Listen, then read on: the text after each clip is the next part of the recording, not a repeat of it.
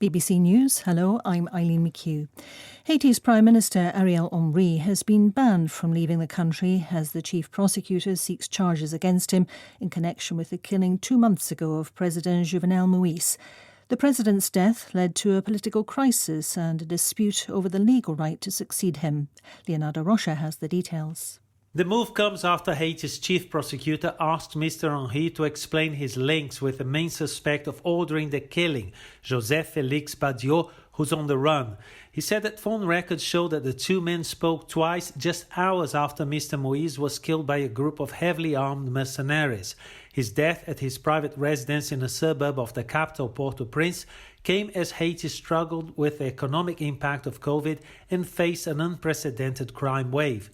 It triggered a political crisis which was exacerbated when a huge earthquake struck the south of the country a month ago. The French Defence Minister Florence Parly has warned Mali against entering into a deal with a Russian security firm. There have been reports that Mali's military rulers are close to hiring mercenaries from the Wagner Group. Ms Parly said that would undermine efforts by France to counter the jihadist threat in the region. Wagner is believed to be operating in several African countries. The head of the World Food Programme has made an impassioned plea for more aid funding for Yemen, saying that 5 million people there are, as he put it, knocking on famine's door. David Beasley said his agency's supplies would start running out next month. We know firsthand what happens when supply chains are disrupted, when economies are disrupted. Pricing is spiking. In fact, the rial was about 220 to the dollar when the war started. Now somewhere around 1,000. Our supply chain starts to run out again around October. So we need others to step up immediately to help these innocent people.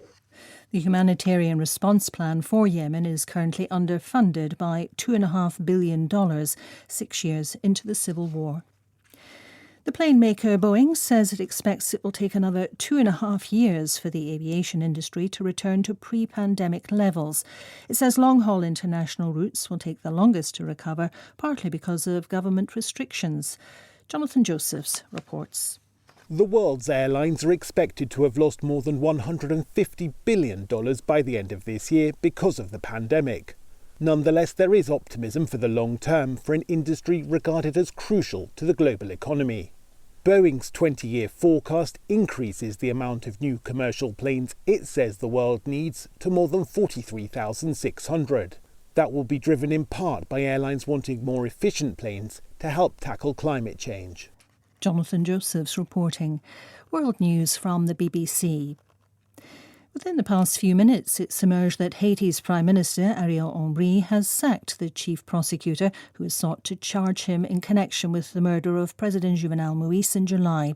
The Prime Minister has accused the prosecutor of a serious administrative offence. The Russian authorities have taken further action against social media companies in the run-up to the general election this weekend. A Russian court fined Google, Telegram and Twitter around $500,000 in total for failing to remove content deemed undesirable. Bailiffs also went to Google's offices, although it's not clear why. Google has ignored court orders to store Russian users' details in Russia and to block searches for Alexei Navalny's smart voting app. The people of California are voting on whether their Democrat governor, Gavin Newsom, should be removed from office and replaced. The vote is the result of frustration over his handling of the coronavirus pandemic, which fueled a Republican-led effort to supplant him before his term ends. Here's Sophie Long.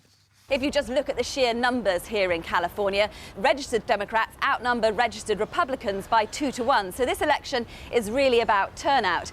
The only way the Republicans can win this recall is if they have a huge Republican turnout at the polls today and a very low Democratic turnout. Now, voting has been going on for several weeks. Every one of the 22 million eligible voters here in California was sent a mail-in ballot. The polls are still looking good for Gavin Newsom. But as we know, polls can be inaccurate, especially in a weird election like this one. China's ambassador to the UK has been told he cannot come to Parliament while sanctions remain in place against several British politicians. Zheng Ziguang had been invited to attend a House of Commons reception on Wednesday, which was later retracted. Beijing has condemned the move as despicable and cowardly. The sanctions are part of a wider dispute over human rights abuses in Xinjiang. BBC News.